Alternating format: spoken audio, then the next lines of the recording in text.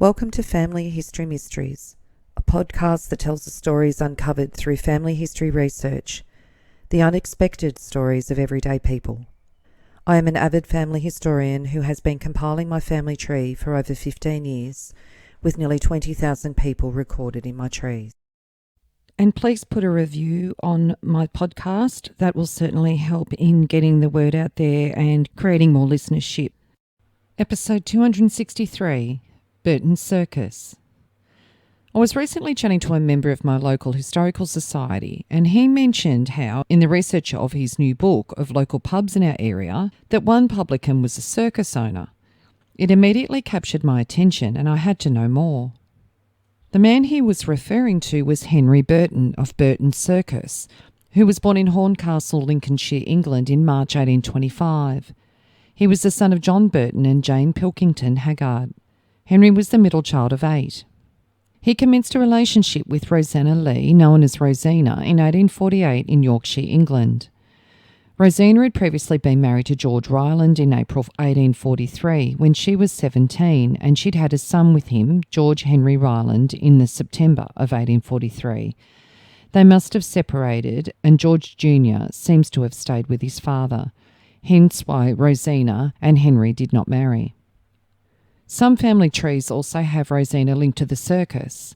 Mark St. Leon, an eminent author on all things circus-related, states, "The family origins of Rosina Lee have so far defied complete substantiation. Her name may have been an assumed one, however she did identify Henry Charles Lee as her father when she married George Ryland in 1843, and Henry Lee is identified as her father on her 1860 death certificate. This information may connect her with H.C. Lee and Lavatar Lee, both circus men."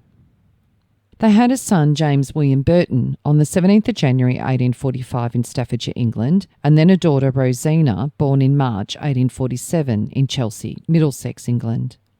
After training as a ringmaster with the Circus of James Cook, which toured Scotland and the border counties, Henry arrived in Australia with his wife on the 23rd of December 1849 at Adelaide on the Constance. Finding that audiences were larger in Sydney, he and 3 London associates formed a vocal quartet called the Blythe Waterland Minstrels, which opened at the Royal Hotel Hall in Sydney in January 1850. With a tambourine man and an accordion player, they introduced Negro spirituals and had seasons in Melbourne, Launceston and Hobart, all under vice-regal patronage. Returning to Sydney in the September as the Ethiopian Serenaders, they toured Parramatta, Liverpool and towns as far as Goulburn. Henry and Rosina's son Harry was born on the 4th of September 1851 in Sydney, and they had a further 4 or 5 children. And that's a bit debatable, with not being able to locate a definite record for that 5th child. In November 1851, Henry opened a riding school at the Sir Joseph's Banks Hotel in Botany Bay. There were also zoological and botanical gardens that he arranged at this hotel. It was noted for its menagerie, and on Boxing Day, Burton opened his first circus called the Grand Equestrian Fête à la Vauxhall of the most recherche character. With a graceful and talented equestrian from London, local riders and clowns, and a stable of Maitland-bred ponies and horses owned and trained by Burton, the act attracted many visitors. On the 21st of December 1850 in the Bell's Life in Sydney and Sporting Reviewer, he is promoting his Grand Equestrian Fête. Zoological and Botanical Gardens at Sir Joseph Banks Hotel in Botany Bay on the 26th of December. It will be remembered by the citizens that on the 1st of January 1850 was commenced a series of galas at the Sir Joseph Banks Hotel, which on account of the immense concourse of persons and the highest distinction they attracted on each occasion, the brilliancy with which they went off far surpassed any amusement ever offered to the public. The season fitting for such festivities has again arrived, and Beaumont and Waller are determined to spare no expense which can conduce the reader to their establishment, the most attractive in the colony, having entered into arrangements with Mr. Henry Burton, formerly known by his Ethiopian Blythe Waterland, for a series of equestrian entertainments. Combining wonderful tests of training with the most classic and graceful equestrian scenes, such as never before been attempted here, inasmuch as they will present what even in London is looked upon as elegance and refinement of the equestrian art. An amphitheatre suitable to the locality and occasion, capable of holding 1,500 persons, has been erected and will be opened with a grand equestrian entertainment. And there is a mention at this time of Madame Rosina. Says the graceful and talented equestrian from Astley's Amphitheatre in London and a pupil of the late Ducros. This talented and graceful artiste will appear on her spirited charger and perform her elegant equestrian feats in an act entitled The Siren's Scarf, during which she will execute and embody the passions as portrayed in La Brune's celebrated pictures. Mr. Henry Burton's beautiful stud of ponies and horses, which although he's had but 6 weeks in training, Messrs. Beaumont and Waller confidently state, from ocular proof, are such wonderful creatures and under such perfect command that they alone cannot fail to fill every beholder with admiration. So I would have to assume that his wife Rosina is featuring also at the hotel, and it does seem to be that she has got circus experience. So the theory that her father and her uncle were in the circus seems to ring true. On the 4th of January 1851 in the Sydney Morning Herald, the New Year's Day fete at Botany. We mentioned in our last issue of Saturday that upwards of 3,000 persons had visited Botany Gardens to share in the amusements provided on the occasion of what is generally called Boxing Day, but the attendance on New Year's Day is said to have surpassed that of the first occasion by at least 1,000 persons. Among them were some of the most distinguished in the colony. The amusements of the day seem to have given unqualified satisfaction. The equestrian performances of Madame Rosina in particular are spoken of in terms of the highest admiration. And on the 1st of February 1851 in the Bell's Life in Sydney and Sporting Reviewer, Mr. Waller's Great Mateen Musical. His Excellency the Governor has signified his intention to patronise a morning concert which Mr. Waller purposes giving shortly at the Sir Joseph Banks Hotel. The concert will, we understand, be but the commencement of a day of varied amusements, the afternoon of which will be occupied by the equestrian performances of Madame Rosford and the auxiliaries of Mr. Henry Burton's clever troupe. Then on the 15th of March 1851 in the Bell's Life in Sydney and Sporting Reviewer, Henry Burton's Circus Royal at Mr. Curran's in Parramatta. Another change in the program, new equestrian productions, brilliant feats of horsemanship and unparalleled scenes in the circle. It cannot have escaped the observation of the public the extraordinary patronage the circus has received from all classes and sects of the community. The proprietor is fully impressed that this honourable distinction arises from the successful efforts made to elevate the performances in the arena beyond the taint of immorality. The approbation that has attended this course of management is the best guarantee to be undeviatingly pursued. The unapproachable Madame Rosina in a new equestrian scene entitled The Florist's Daughter, in which she will execute her garland dance on her swift charger. And on the 28th of March 1851 in the Sydney Morning Herald, Great Night of Horsemanship, Saturday evening at Henry Burton's Circus Royal and Mr. Curran's Parramatta for the benefit of Madame Rosina, the great female equestrian, who on this occasion will perform her dance of the Spanish bolero on her swift Arabian, accompanying herself on the castanets. Great feats of tightrope, dancing and unequalled scenes in the circle. So in mid-1852, Burton opened a touring season. He had 3 performances a week at Parramatta, styled the New Equestrian Circus, and it featured Burton as a comic hero in Billy Button's Ride to Brentford. So it's advertised saying, the last night at Henry Burton's Circus Royal at Parramatta, immense attractions, wonderful display of native talent, last night of Turban's Ride to York, leaping the gate at Hornsby, elegant tightrope dancing, extraordinary vaulting on the black rope by the young Australian, great gymnastic feats, and Madame Rosina. At this time, a rival circus was being introduced by Mr. Malcolm, so Henry Burton introduced a new program for his Olympic circus and modern arena of acts in the March. In April, he toured Windsor and the Hawkesbury, and then returned to Botany for an Easter season under the patronage of Governor Sir Charles Fitzroy. He then took to the road. He reached Maitland, and the discovery of gold on the Turons soon deprived him of an audience. So his troop then followed, with pack horses, on the ill-formed road via Mudgee to reach the diggers in the new goldfield. On the 10th of May 1851, it records him at Maitland in the Maitland Mercury and Hunter River General Advertiser. Henry Burton's new equestrian circus, erected at the Rose Inn at West Maitland, splendid routine of novelties, in which will appear his numerous and talented company of male and female equestrians, tightrope dancers, slack rope vaulters, somersault throwers and gymnastic performances. A beautiful stud of highly trained horses and fairy ponies. The company comprises of the following artists. It mentions Mr. Henry Burton as being the riding master from James Cook's Circus in Edinburgh, and Madame Rosina, the fearless and graceful equestrian from Astley's, London. On the 26th of July 1851, he's advertising in the Bathurst Free Press and Mining Journal.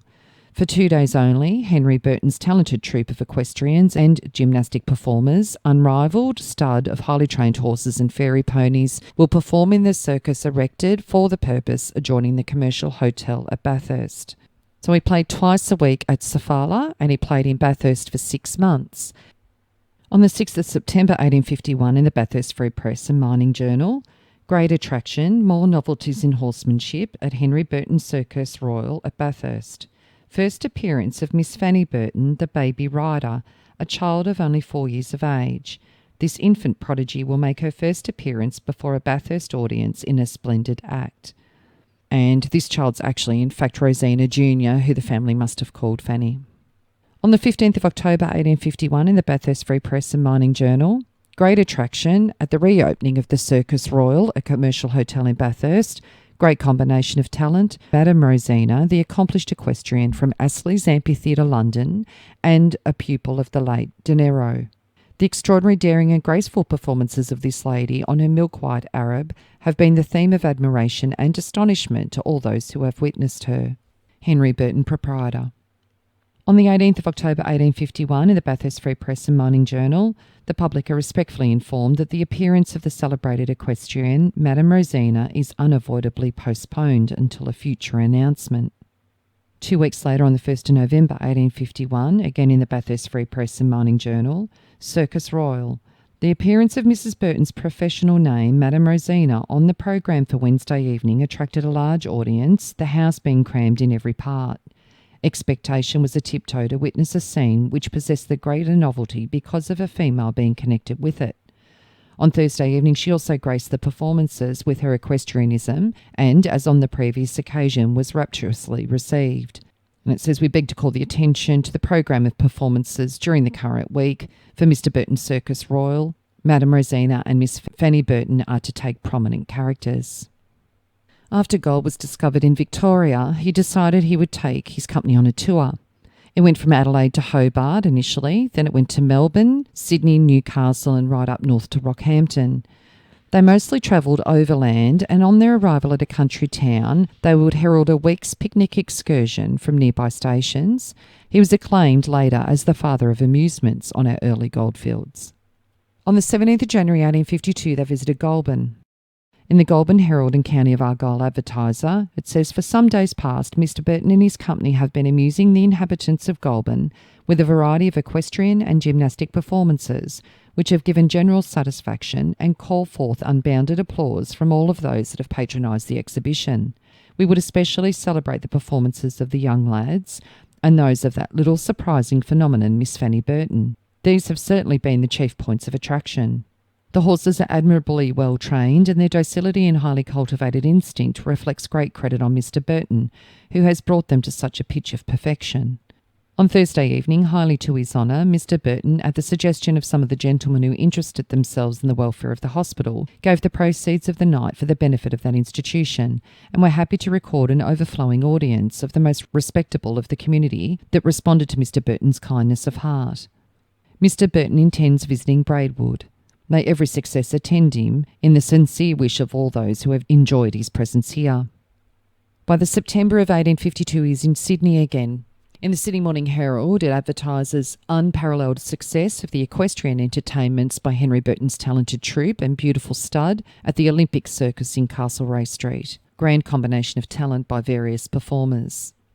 And still in Sydney on the 8th of November 1852, in the Sydney Empire, 5 nights more at Olympic Circus in Castlereagh Street, Henry Burton's troupe of equestrians and gymnastic artistes. Terrific scenes of riding without saddle or bridle by Henry Burton's talented troupe.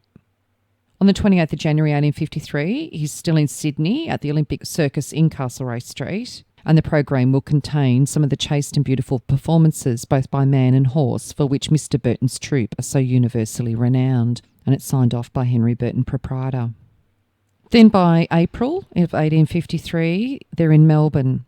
Melbourne Argus advertises unbounded success of Henry Burton's troupe at the Olympic Circus, top of Great Bourke Street.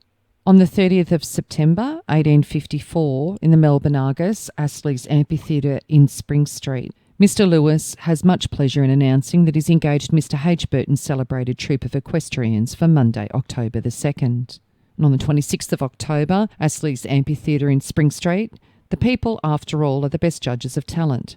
Mr. H. Burton's celebrated troupe of equestrians and beautiful stud of horses will feature, and Master Walter Burton and Mr. H. Burton are listed as members of the equestrian troupe. So he's now got another one of his children involved in the circus.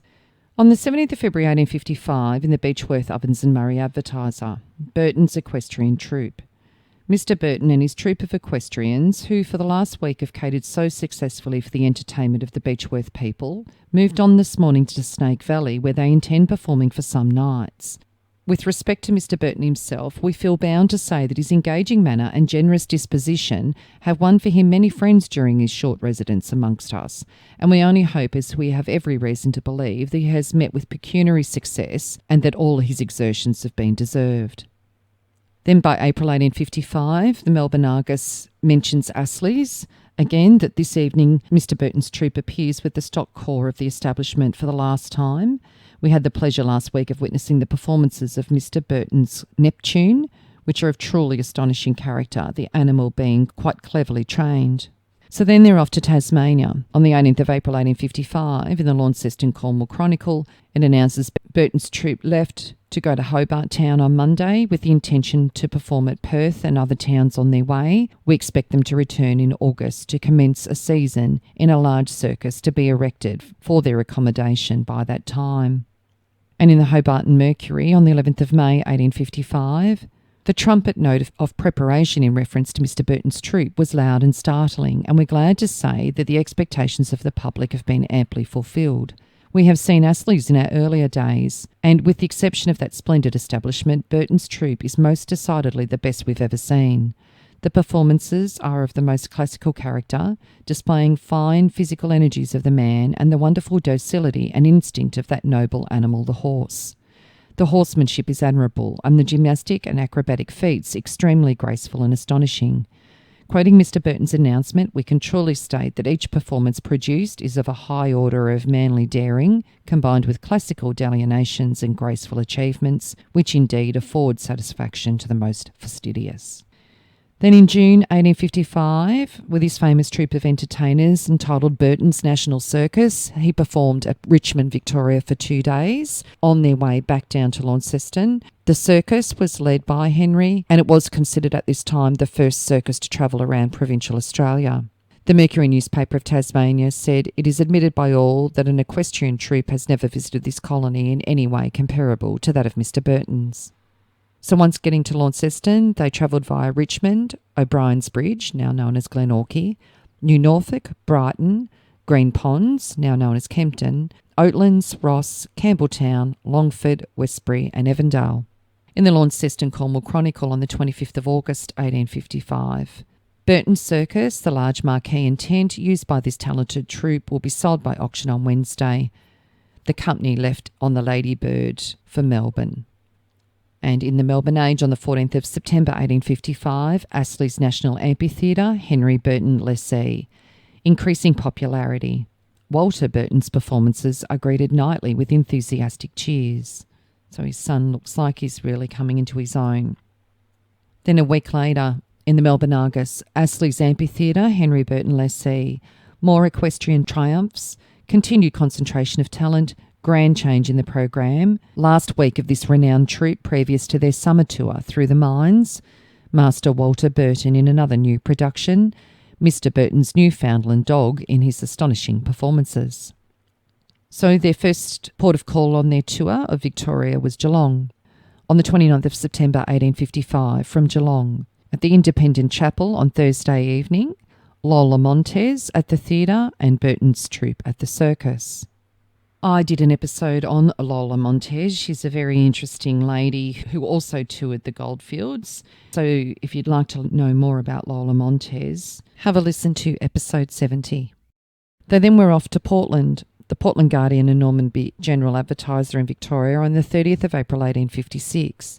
Burton Circus. The first performance in Portland of Burton's equestrian troupe took place last evening in a large tent fitted for the occasion in the paddock adjoining the Star Hotel. The celebrity which the performances of this troupe have gained in Melbourne led us to expect much, and the entertainment far exceeded any expectations we had formed. The feats of horsemanship and of agility were astonishing. Riding, leaping, turning somersets, tightrope dancing, varied with comic acting, afforded a treat such as never before enjoyed in Portland, and was enjoyed with a high degree of amusement. Then on the 18th of June 1856, in the South Australian Register, it announces that Burton's equestrian troupe is to visit Adelaide. The party was to sail in the White Swan to leave Melbourne on the 16th. So in the Adelaide Times on the 29th of December 1856, they announced a benefit for Mrs. Rosina Burton, the celebrated equestrian. Mrs. Rosina Burton, in respectfully announcing her benefit to the nobility, gentry and inhabitants of Adelaide, assures them that her exertions on this night shall be such as to justify the appeal now made for the kind patronage of those who feel an interest in innocent recreation. The performance is being conducted with the most unceasing attention to the dictates of refinement and the improved taste of the present age. The entire strength and resources of the establishment will be brought forward on this occasion. It is the first appearance of Miss Rose Burton, 7 years of age, a petite fairy scene of equestrianism. Walter Burton's great hunting scene called the Dashing Meltonian, on 2 fiery coursers, leaping the furze, clearing the gates in full cry. So it seems like it's very much a family affair now that his children are getting a little older. In the Adelaide Times on the 26th of December 1856, Burton's National Circus. Wednesday evening, being Christmas Eve, we were surprised that so few persons were present to witness the performances of a really talented troupe of equestrians, to whose manager, Mr. Burton, we would all award our full measure of praise for his unwearied exertions in catering for the amusement of the public. Master Walter Burton evinced his usual degree of intrepidity, and for each feat received the plaudits of the assembly, whilst the equestrianism of Madame Rosina Burton and Mr. Barlow were deservedly admired, more especially the former, whose motions were so graceful and fearless that the assembly, as with one voice, testified their approbation. Then, within 7 months later, they were back in Sydney. On their way back to Sydney, there was an encounter near Queanbeyan. The circus were often held up by bushrangers, but once near Queanbeyan they were released after the ladies in Spangles gave an equestrian display. And on the Lachlan River, they were mistaken for the gold escort, but were allowed through, even though their takings equalled in value what the mailbag would have had in the coach. On the 18th of July 1857 in the Sydney Empire, Burton Circus. There'll be an afternoon performance today at the Prince of Wales Theatre, when the Governor-General and his family will attend to witness Burton's troupe of equestrians going through their various evolutions. In the 1850s, circuses and travelling menageries were the liveliest form of public entertainment. Burton concentrated on his equestrian feats rather than theatrical displays, and is often credited with introducing what was known as the hippodrome, so a large area for a great number of people to come and view the circus. Other than Lola Montez, some of the well-known people at that time that Henry had an association with was the Tichborne claimant, Arthur Orton, who I did an episode on, episode 196, and Adam Lindsay Gordon, and for a time he also ran the Cremorne Gardens in Melbourne with George Coppin, and I'm doing a future episode on George Coppin. On the 11th of September 1857 in the Sydney Empire, it is advertising Burton's great troupe of equestrians and that they're performing at Liverpool, Campbelltown, Camden and Picton. With 60 men and horses, a splendid band and magnificent carriages will arrive to form a grand cavalcade on each day advertised. On the 14th of November 1857, Bell's Life in Sydney and Sporting Reviewer, it says that Mr. Burton left this morning for Beechworth and the Victorian Goldfields via Wagga Wagga and Albury, carrying with him the best wishes of all classes here, as equally deserved for his liberality, spirit and enterprise, and as a caterer for public amusement as for his many estimable qualities and sterling work, both as a manager and as a man. And on the 18th of December 1857 is in Bendigo. We've been favoured here with a flying visit of 2 days from Mr. Burton and his troupe. I was very much pleased with their performances, the careful training of some of their horses, and the wonderful sagacity of their large Newfoundland dog speaks volumes for their attention, and wish to cater satisfactorily for the public amusement. Master Walter Burton's performances in driving 3 barebacked horses and his wonderful somersaults elicited rounds of applause from a very numerous auditory. Then on the 15th of January 1858, in South Australia, Mr. Burton's celebrated troupe is expected to arrive by the Burra steamer from Melbourne. It's anticipated they'll give their performances at first on a place of ground at the rear of the Port Hotel at Port Adelaide. Then by the November of 1858, they're back in Bendigo. Burton's equestrian troupe visited Bendigo during the past fortnight and gave several performances to crowded houses, both in Sandhurst and neighbouring townships. In January 1859, they're back in South Australia. Mr. Burton's equestrian troupe has arrived and brings young Raphael, the best equestrian performer of the day, and it mentions Walter Burton as well. So a month later, still in South Australia, Saturday evening being the company's last appearance in Adelaide for their departure for the country, a most numerous and exceedingly respectable company assembled in the spacious marquee to witness the farewell performances, and it mentions Walter Burton in riding his 3 horses. In October 1859, they came back through southwestern Victoria and Melbourne. Rosina died on the 10th of June 1860 in Paran. She was only 36 and only when their youngest child was 2.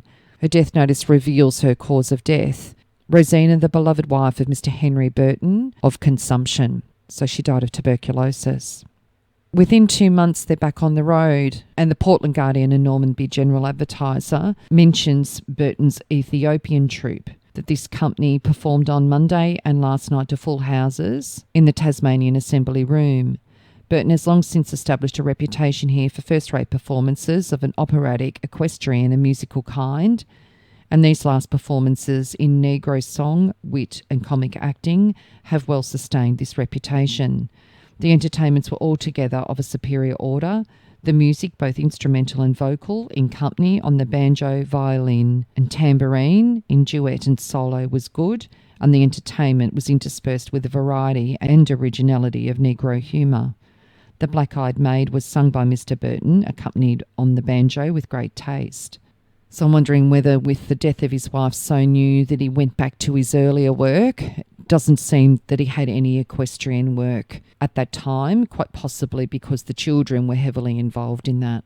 By the 9th of February 1861, they're up in Sydney again. Burton's troupe have crossed the borders. Burton's National Circus, the largest in the colonies. So they were going to be in Albury, Wagga, Tarcutta, Adelong, Tumut, Gundagai, Jugiong and Yass by the end of February.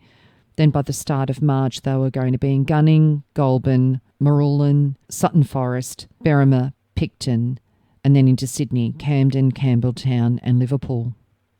On the 17th of December 1861 in the Hobart Town Advertiser, it mentions Walter Burton, his son, being part of Gardner's American Circus and Hippodrome, and it says Walter Burton, the champion rider of the colonies in his Great Challenge Act, and he was in Tasmania until January 1862. After the death of Rosina, Burton married an Irish girl, Francesca Hanley, known as Fanny, in Brighton, Victoria on the 7th of May 1863. Fanny was 15 years younger than Henry. They had 2 children, Fanny in 1864 in Sydney and Lucy in 1867 in Mathara, New South Wales. And this is where the beginning of the local story comes in, as the Deniliquin Pastoral Times and a Chikara Moama Chronicle on the 15th of July 1865 announces with the Red Bank Hotel, the licence for this house was transferred yesterday to Mr. Burton, so long known as the proprietor of the best circus that ever contributed to the amusement of youth and age in Victoria. We wish Mr. Burton every success in his new enterprise. So the Red Bank Hotel, Red Bank being the first name of Mathara, became the winter headquarters for the circus. Henry refined the hotel and he built what the Pastoral Times called a bush bar. So he would banish the town rowdies to this bush bar so he could have his more refined clientele enjoy the comforts of the main building.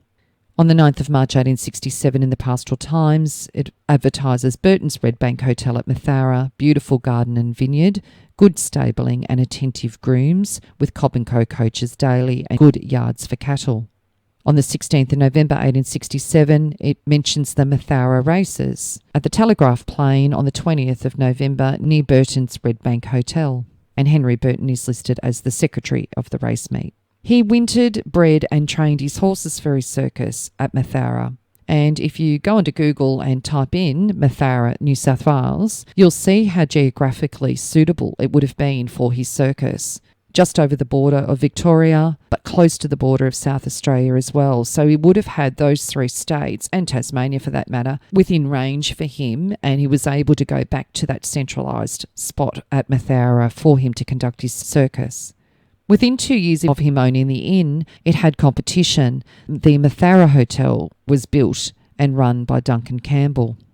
So by the 17th of October 1868 in the Pastoral Times, in the ads it says to let or for sale. The Flower of Riverina, the Red Bank Hotel, with a store, a post office, butcher's shop, 2 vineyards, a flower and fruit garden and hay paddocks, about 60 acres. Fanny died on the 12th of May 1870 in Mathara, and she's buried in Echuca Cemetery. Her death was announced in the Echuca Riverine Herald. On the 12th, at her residence in Mathara, New South Wales, Francesca Burton, wife of Henry Burton, circus proprietor, aged 29 years. And the Pastoral Times added a little more about the death of Francesca. It is with great regret we chronicle the death of Mrs. Henry Burton of Red Bank at the early age of 29. In consequence of this sad event, the contemplated performances of the circus troupe were abandoned for some time, and Mr. Burton has advertised the hotel for sale. So a month later, in the Pastoral Times, for positive sale, instructions from Henry Burton Esquire, in consequence of his leaving to reside in Victoria, positively requests to sell by private contract the desirable property situated at Mathara, midway between Echuca and Deniliquin, known as the Red Bank Hotel, a handsomely built brick building of 10 rooms, doing a good business and completely furnished. Also a general store, a produce store, 2 large fruit gardens, 2 vineyards, and annually yielding immense quantities of grapes, the whole standing upon 60 acres of freehold land, subdivided into 6 cultivated paddocks. He's still advertising in the Pastoral Times on the 27th of July 1872. Macpherson and Company have received instructions from Henry Burton Esquire, who was leaving for India, to sell by auction his property at Mathara. The company actually had its most success in Adelaide from April to May 1873. Burton's National Circus included now bareback riders, contortionists, gymnasts, jugglers, vaulters, jesters, clowns, trick ponies, and performing dogs and monkeys. It was also illuminated. It was described as the circus being brilliantly and odorlessly lit by 2 circular gasoliers that were fuelled by naphtha, an inflammable constituent of asphalt and bitumen. Meanwhile, he still hasn't sold his hotel, and a 3rd hotel opened in Mathara in about 1873. It was called the Kangaroo Hotel, and it was built on the Cobb Highway by Mrs. Mary Ann Ryan. By 1913, it was known as the Tattersalls Club Hotel, but it burnt down in 1914, but was rebuilt. In 1875, they're up in Parks, where there were newspaper reports of a whirlwind coming through and splitting the tent that belonged to Burton's Circus. By 1876, he joined up to make Burton and Taylor's Grand United Circus Company. Appearing in opposition was Bird and Taylor's Great American Circus that advertised their bareback rider, George Gillam, who actually was once a member of Burton's troupe, and he was now billed as the star of the world. As a challenge, Bird and Taylor wagered £200 for the best 7 events judged by 3 Adelaide gentlemen. Burton's company won the first public contest. Challenged again, he won by a larger margin.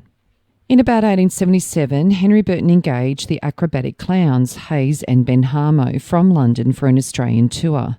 But the 2 Englishmen broke their contract soon after their arrival. They were furious at finding themselves being dragged away into the bush with a wagon show. Also in 1877, a 4th hotel began trading in Mathara. This was the Railway Station Hotel. The first licensee was Henry Manier. Henry was born in Ireland and emigrated with his parents when he was a child. He was actually firstly a teacher at the Drummond North School at Malmesbury, Victoria in 1867, and then conducted a school for boys in East Collingwood in 1870 and 1871. Henry was the inventor of the Manier gun carriage. He was 27 years old when he did this invention. The gun carriage that he created was to be erected at Williamstown to protect Port Phillip Bay of attack. Henry managed the Pastoral Hotel in Corowa, New South Wales, but at 1 a.m. on the 12th of April 1877, while he was busy writing, his kerosene lamp burst. They lost a valuable piano, a large quantity of plans and models that were connected to the gun carriage. The Menhir Motel is now on this site in Corowa. The original cellar from the hotel has been preserved and it's in the front garden of Menhir Motel. The Railway Hotel continued to trade until 1925 when its final licensee, John Charleston, built a new hotel across the road and he transferred the licence there. So once it delicensed and following a fire, it became a B&B and was trading as Charleston House. James Willoughby realised that the town was probably about to move in order to be closer to the railway, so he opened the London Tavern in Livingston Street, Mathara in 1877 and renamed it the Railway Hotel in 1880, even though the Railway Station Hotel that Menhir owned was just up the street. So on the 16th of March 1878 in the Deniliquin Pastoral Times, by public auction for positive sale without reserve, the best investment in the colony for a good businessman with moderate means, the Red Bank Hotel, instructions received from Henry Burton, Esquire, Circus proprietor, to sell by public auction the whole of his business properties and businesses at Red Bank in New South Wales, 24 miles from Echuca and between Echuca and Deniliquin, comprising of the Red Bank Hotel, one of the best built and commodious hotels out of Melbourne, at present doing excellent business. The Red Bank store with post office attached, doing a retail business equal to £8,000 per annum, but might be increased with attention to fully double that. And a magnificent fruit and flower garden attached to the hotel, fully stocked with flowers of the choicest description, a splendid vineyard in full bearing, and paddocks of 60 acres of lucerne, well securely fenced and well watered. In submitting the property, it wishes to be distinctly understood that the only object the proprietor has in severing his connection with such a lucrative business is because he finds it utterly impossible to give his individual attention to his circus while he has the Red Bank business to attend to. That difficulty has considerably increased since he has resolved upon visiting annually every colony in Australia with his circus. To a good businessman, the above is a certain fortune. The property is admirably situated on the banks of the Gulper Creek and is just the locality for tea and pleasure gardens, with the Moama and Deniliquin Railway running past the door. Also at the same time, the stock and household furniture, horses, ponies, buggies, drays, farming implements and harnesses. On the 13th of June 1879 in the Melbourne Argus, passing forged cheques. At the City Police Court yesterday, John Burton, a young man of respectable exterior, was charged with forging and uttering a cheque of £29, purporting to be signed by James Henty and Company. Thomas Arthur Smith, proprietor of the billiard rooms at the Theatre Royal Cafe, deposed that he'd known the prisoner for 5 weeks. On Monday, he was in the billiard room and asked the witness to have a drink, saying he had no money but had 2 cheques, which he intended to get cashed on the following morning. One was for £29, and that was produced with James Henty and Company and drawn on the Bank of New South Wales. The prisoner asked him to lend £5 on that cheque, but the witness had not the change. He lent him £3, and during the evening he gave him further sums of 12 shillings and £2 8 shillings, in all making it £4. The witness retained the cheque. At 11 o'clock the same night, the prisoner came into the billiard room and wanted more money. The witness sent him to Mr. Hickey, the manager of the hotel, and gave him the cheque for £29. The next night, the witness asked the prisoner to return the money he'd given him. The witness accompanied the prisoner to the Victoria Club, where he drew a cheque in witness's favour on the Bank of Australasia for £6 and 6 shillings and told him to pay Mr. Hickey the £2 he owed him out of it. Witness presented the cheque and it was returned marked no account. Last week, the witness saw the prisoner at Ballarat. He was acting as boots at the George Hotel. Witness told Detective Eason that he'd seen the prisoner. The prisoner told witness that the cheques were sent to him by his father, Mr. Burton of Red Bank and proprietor of the Circus. James Hickey, the manager of the Theatre Royal Cafe, said that he cashed the cheques and gave the funds to him as he had known his father, Mr. Burton of Red Bank, New South Wales, for years. Herbert James Henty, partner in James Henty and Company, proved that the signature to the cheque was a forgery and the firm had no account at the Bank of New South Wales. Detective Coleman proved the arrest of the prisoner and his admission that he committed the forgery because he was almost mad and wanted money. The prisoner was sorry for what he had done.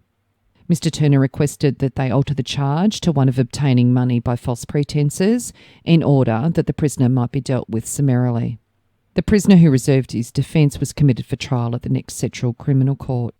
In the Melbourne Australian on the 21st of June 1879, it reported that John Burton pled guilty to a charge of forgery and he was sentenced to 3 years hard labour. On closer inspection of his jail record, where he states that he was born in England in 1851, that he had no known relatives in the colony, and that he came out on a ship that was completely different to the rest of the family, coupled with the fact that on public trees there's no John Burton that is the son of Henry Burton, I am under the assumption that he used Henry Burton's name to ensure that he was going to get the good faith and the money out of those respectable businessmen. So John Burton made out as though he was the son of Henry Burton. Henry then married Isabel Janet Patterson, née Sutherland, known as Jane, on the 3rd of February 1880 in Sydney. Isabel had been married to James Sutherland and she had one child, Ruth, with him. James had died in July 1875 in Brisbane. Their marriage was announced in the Brisbane Telegraph.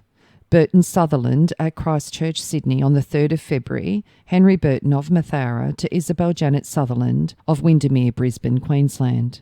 In the same year, Henry Burton's career as a circus man came to an abrupt end when the one-time King of the Ring was declared insolvent with debts of a little over £1,000 in Sydney.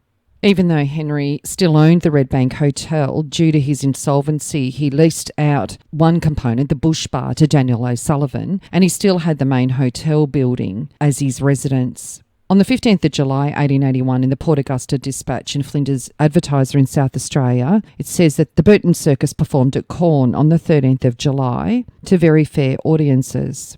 It saw one of the best exhibitions of spangles and sawdust out of Adelaide, the management evidently being determined that the popular name of Burton in regard to equestrianism and feats in the ring should not suffer at their hands. From various sources, the show was described as a duffer and a swindle, but on witnessing the two exhibitions at Corn, we must say that the detractors must be animated more by personal than critical motives. Notwithstanding the price of admission, over 200 who attended the first exhibition also were present at the second and last, which in a town like Corn speaks well for the popularity of the entertainment. So even though he was declared bankrupt, he's still trying to limp along with the circus, but as you would have noticed, there was that little hint of negativity coming in, which had never been seen before. Yet again, we see Henry advertise the Red Bank Hotel for sale. On the 2nd of July 1881 in the Pastoral Times, for private sale, the Red Bank Hotel with adjoining properties. This is an investment which should especially command the attention of anyone with a modest capital wishing to secure a good return for a small outlay. NB, the above properties will only be on the market for a short time and intending purchasers should not lose time. It seems that Henry and Jane separated around the time that he was advertising the sale of the Red Bank Hotel. Jane died on the 6th of May 1886 in South Brisbane. Henry continued to have his main hotel building as his residence until 1883, and he married Elizabeth Buckland on the 7th of October 1890 at Toowong, Brisbane. Henry died in obscurity at the Dramatic Home in Fitzroy on the 9th of March 1900 at the age of 75. The Melbourne Herald announced his death. A King of the Ring. Death of Mr. Henry Burton.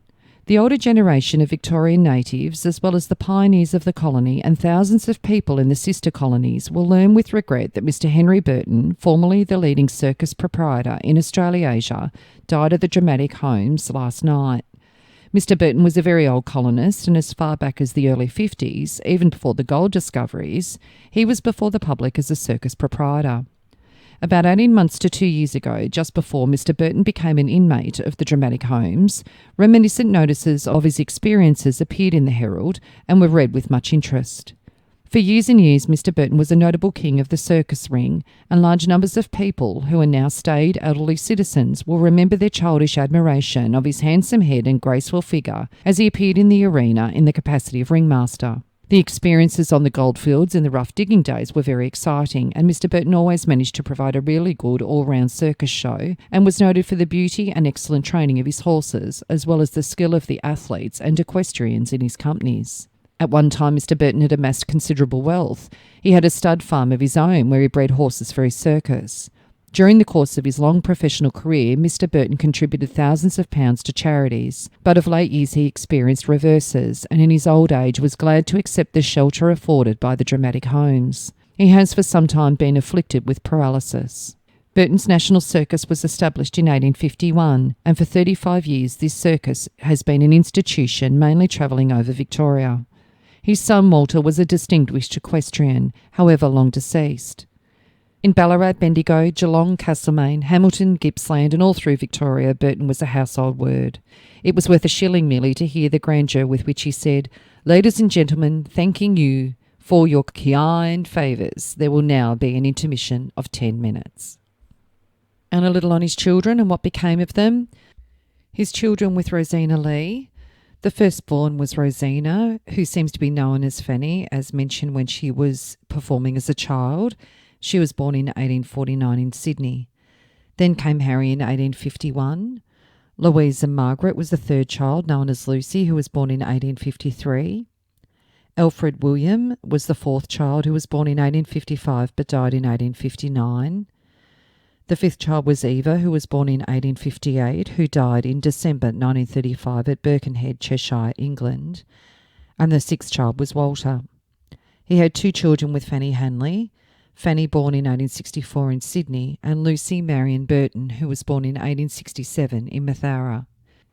She married Frederick James Bradstreet, who'd been born in Beechworth in 1870. In 1922, they were living in Brisbane and they'd had a child, Harold Albert Bradstreet, on the 23rd of August, 1895 in Albury. He was privately educated and began his career as a reporter on the Daily Mail in Brisbane in 1916.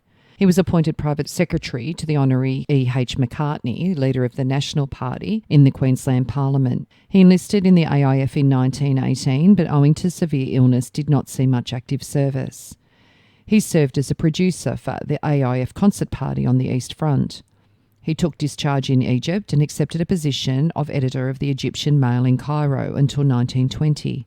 He became a correspondent in the Near East for the London Morning Post. He returned from Turkey to Egypt in 1922 and spent the next 2 years describing the recovery of the treasure from the tomb of Tutankhamun by Lord Carnarvon. He later joined the London office of the Morning Post as a special correspondent, during which time he travelled to various parts of the world, supplying special descriptions of notable events in countries and undertaking special interviews with leading men in Europe. By arrangement with the British and Australian governments on behalf of the Morning Post, he brought 200 young miners to Australia to settle on the land in Western Australia and Victoria, encouraging migration of men from British coal districts. He returned to England early in 1927 and joined the Allen N. Brown Coal Limited Company. On formation of the Australian company, he was appointed Managing Director for Australia, based in Melbourne, with branches in various states. He married Bertha Bell, the daughter of Dr. J.A. Alexander of the American Mission of Cairo, Egypt, on the 21st of August 1920, and they had a daughter, Dorothy May, who was born in May 1923 in Egypt. They settled in Windsor, Victoria, where he died in 1933, in Melbourne, aged only 38. Lucy Burton and Frederick Bradstreet had a daughter. Her name was Dorothy Elmer, and she was born in 1898 in Albury and died in 1992 in Brisbane, aged 93. She'd married Herbert Ebenezer Alexander Jackson. So I hope you enjoyed the story of Henry Burton, the circus proprietor, who became a publican in the little town of Mathara. If you are interested in sharing your story on my podcast, Family History Mysteries, please go to my Facebook page and send me a message. If you would like some assistance in filling in the gaps in your family tree to see what mysteries you solve, please get in touch. And don't forget, you can have early access to episodes by subscribing, and you'll also gain access to bonus episodes.